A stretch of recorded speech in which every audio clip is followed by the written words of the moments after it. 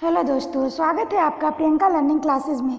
66वीं BPSC Bihar SSC Bihar दरोगा को ध्यान में रखते हुए घटना चक्र की सीरीज चलाई जा रही है। इसके अंतर्गत हम लोग भारतीय इतिहास के आधुनिक भारत के क्वेश्चन को देखते हैं ताकि एग्जाम में आपका कोई क्वेश्चन ना छूटे। तो चलिए हम लोग देखते हैं आधुनिक भारत के क्वेश्चन। आज का टॉपिक है ट्रेड यूनियन एवं साम्यवादी दल। इससे रिलेटेड हम लोग फैक्ट देखें। बीपी वाडिया के नेतृत्व में वर्ष 1918 में स्थापित मद्रास मजदूर संघ भारत का प्रथम आधुनिक मजदूर संगठन था। इसके शीघ्र बाद ही बम्बई में 2, कलकत्ता में 1 भारतीय नाविक संघ और मद्रास में 4 मजदूर संघ बने। नेक्स्ट है अहमदाबाद टेक्सटाइल लेबर एसोसिएशन की स्थापना वर्ष 1918 में महात्मा गांधी ने की थी। नेक्स्ट फैक्ट है भारत में trade union Congress Akhil Bharatiya trade union Congress की स्थापना एनएम जोशी द्वारा 31 अक्टूबर 1920 को बम्बई में की गई। नेक्स्ट है इसकी स्थापना का कारण वर्ष 1919 में अंतर्राष्ट्रीय श्रम संगठन की स्थापना था, इसलिए भारतीय श्रमिक संगठनों ने आपस में संगठित होने का फैसला किया। नेक्स्ट है इसके प्रथम अध्यक्ष लाला लाजपत राय थे तथा उपाध्यक्ष जोसेफ बैप्टिस्टा एवं महामंत्री दीवान चमन लाल बजाज थे। इस संगठन का प्रथम विभाजन वर्ष 1929 में नागपुर अधिवेशन में हुआ। इस समय जवाहरलाल नेहरू इसके अध्यक्ष थे। कम्युनिस्ट इंटरनेशनल की स्थापना मार्च 1919 में व्लादिमीर इलिच लेनिन और रूसी पार्टी बोल्शेविक द्वारा की गई थी। एमएन राय लेनिन ने निमंत्रण पर मॉस्को गए तथा कम्युनिस्ट इंटरनेशनल के सदस्य बने। नेक्स्ट है कम्युनिस्ट इंटरनेशनल के सदस्य बनने वाले वे पहले भारतीय थे। कम्युनिस्ट आंदोलन की शक्ति एवं बढ़ते प्रभाव को रोकने के लिए कानपुर में एक षड्यंत्र को आधार बनाकर कुछ कम्युनिस्टों पर मुकदमा चला। यह मुकदमा कानपुर षड्यंत्र के नाम से प्रसिद्ध है। ब्रिटिश सरकार ने वर्ष 1924 में एमएन राय, श्रीपाद अमृत डांगे, मुजफ्फर अहमद, शौकत उस्मानी, गुलाम शौकत हुसैन, रामचरण लाल शर्मा और सिगार बेलू चेटियार पर कानपुर में मुकदमा चलाया। सरकार ने उन पर आरोप लगाया कि ये लोग षड्यंत्र रच रहे थे जिसका उद्देश्य भारत में क्रांतिकारी संगठन को स्थापित करना था। नेक्स्ट है ट्रेड यूनियन आंदोलन के क्रांतिकारी चरण का समय वर्ष 1926 से 39 तक माना जाता है।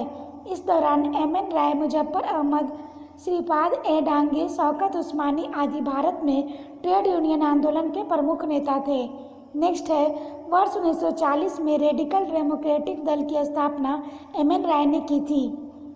नेक्स्ट हम लोग देखते हैं सोमेंद्रनाथ टैगोर ने वर्ष 1934 में revolutionary communist party of India क्रांतिकारी साम्यवादी दल की स्थापना की थी। अब इससे रिलेटेड हम लोग क्वेश्चन देखते हैं।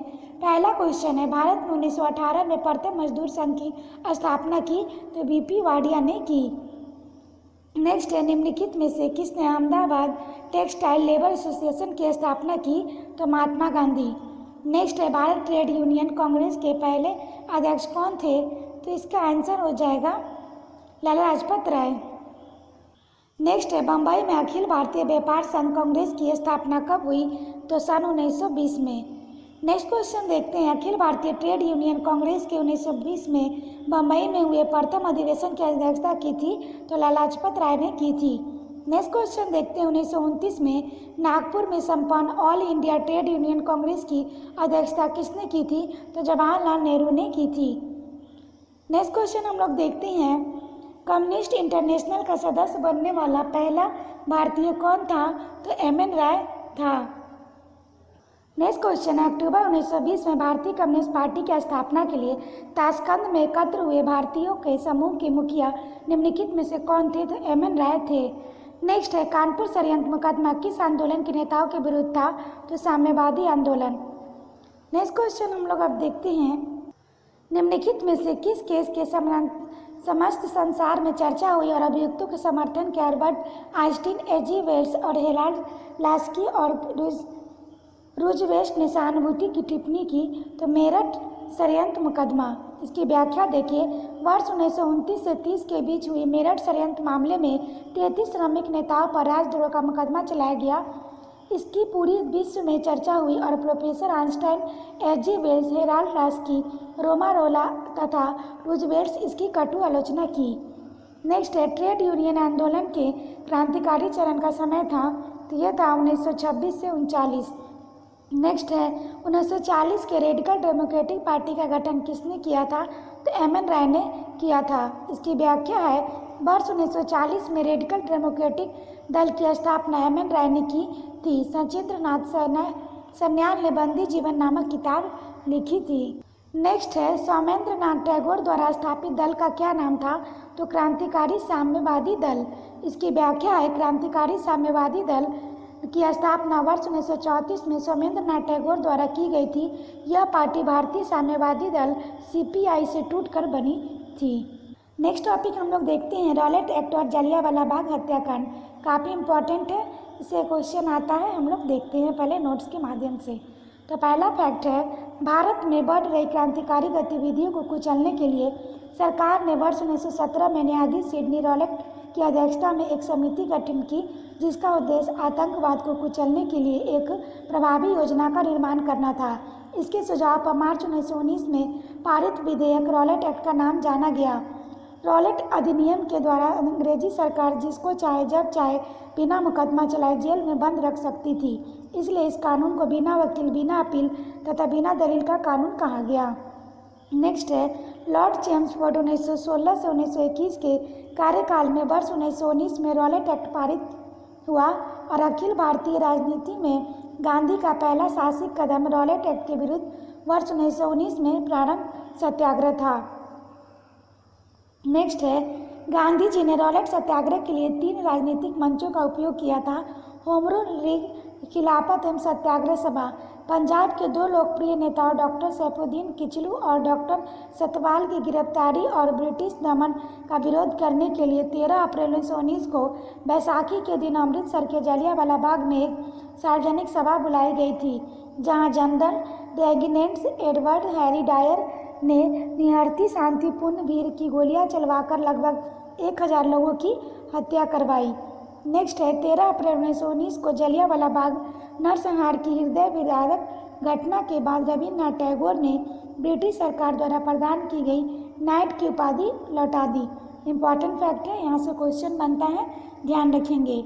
जलियांवाला बाग हत्याकांड के विरोध में शंकर नायर ने वायसराय की कार्यकारिणी से इस्तीफा दे दिया था।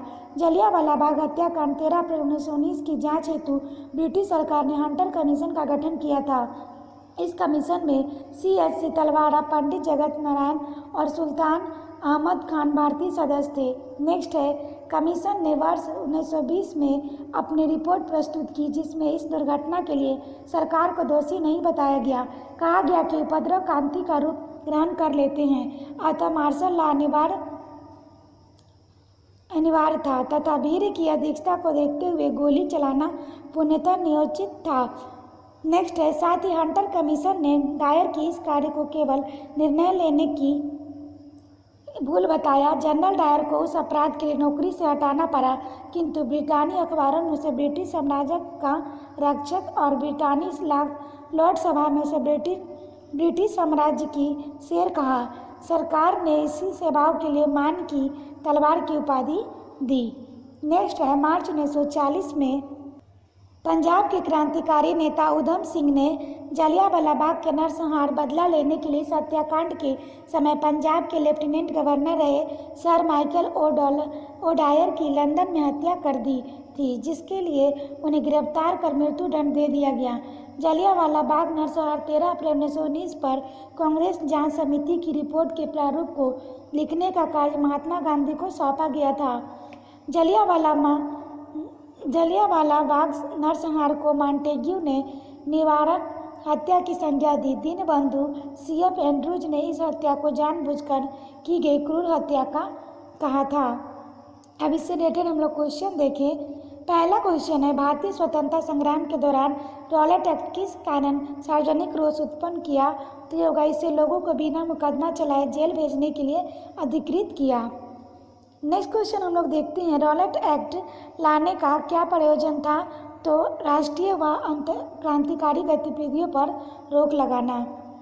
नेक्स्ट क्वेश्चन देखते हैं रॉलेट एक्ट भारत में लागू किया गया था तो सन 1919 में। नेक्स्ट रॉलेट एक्ट का लक्ष्य था बिना मुकदमा चलाए बंदी बनाना मुकदमे को सुनवाई संक्षिप्त प्रक्रिया द्वारा।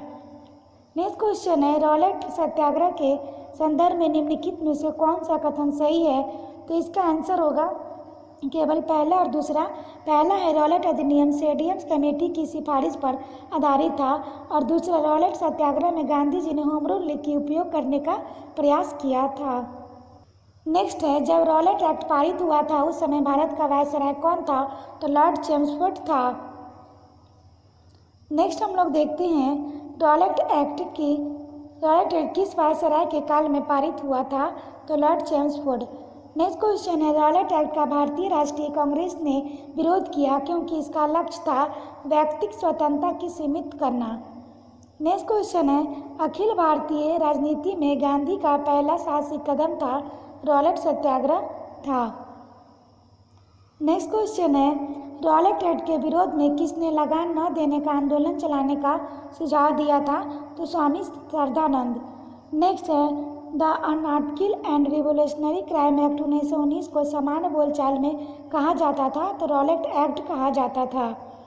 नेक्स्ट है, कौन सी महत्वपूर्ण घटना जलियांवाला बाग नरसंहार के तुरंत पूर्व घटी थी? तो रॉलेट एक्ट का बनना। नेक्स्ट है, जलियांवाला बाग हत्याकांड हुआ था 13 अप्रैल 1919 को हुआ था। नेक्स्ट क्वेश्चन है, जलियांवाला बाग नरसंहार किस गांधीवादी सत्याग्रह के संबंध में हुआ था? तो ये रॉलेट सत्याग्रह के संबंध में। नेक्स्ट है, वर्ष 1919 में भारतीय इतिहास से संबंधित है? तो जलियांवाला बाग त्रासदी से। नेक्स्ट है, जलियांवाला बाग कत्लेआम किस शहर में हुआ? तो अमृतसर में हुआ। नेक्स्ट है, काफ़ी संख्या में लोग अमृतसर के जलियांवाला बाग में 13 अप्रैल 1919 को एकत्रित हुए थे गिरफ्तारी के विरोध में। तो ये होगा डॉक्टर सैफुद्दीन किचलू और डॉक्टर सत्यपाल। नेक्स्ट क्वेश्चन हम लोग देखते हैं, जलियांवाला बाग के प्रदर्शन के लिए क्यों लोग जमा हुए थे? तो ये होगा किचलू और सत्यपाल के बंदी बनाने के विरोध प्रदर्शन में। नेक्स्ट है, 30 मई 1919 को अपना अलंकरण भारत सरकार को लौटाने वाले व्यक्ति थे रवींद्रनाथ टैगोर। नेक्स्ट है, जलियांवाला बाग हत्याकांड 1919 में पंजाब में हुए अत्याचारों से अपने विरोध में के रूप में किस विख्यात व्यक्ति ने ब्रिटिश सरकार द्वारा प्रदान की गई नाइट की उपाधि को वापस लौटा दिया? तो रवींद्रनाथ टैगोर। नेक्स्ट है, किसके विरोध प्रकाशन के अभिप्राय का रूप रवींद्रनाथ टैगोर ने अपनी नाइट की पदवी त्याग दी थी? तो जलियांवाला बाग हत्याकांड। नेक्स्ट है, निम्नलिखित में से किसके विरोध में रवींद्रनाथ टैगोर अपनी नाइटहुड की परित्याग कर दिया था? तो जलियांवाला बाग नरसंहार। नेक्स्ट है, रवींद्रनाथ टैगोर ने अपनी नाइटहुड उपाधि किस कारण त्याग दी थी? तो जलियांवाला बाग हत्याकांड। नेक्स्ट है, जलियांवाला बाग हत्याकांड के विरोध में वायसराय की कार्यकारिणी परिषद की सदस्यता से किसने इस्तीफा दे दिया था? तो शंकरम नायर ने दिया था। नेक्स्ट क्वेश्चन है, जलियांवाला बाग हत्याकांड के विरोध में निम्नलिखित में से किसने वायसराय के कार्य परिषद से त्याग परिषद दे दिया? तो सर शंकर नायर ने।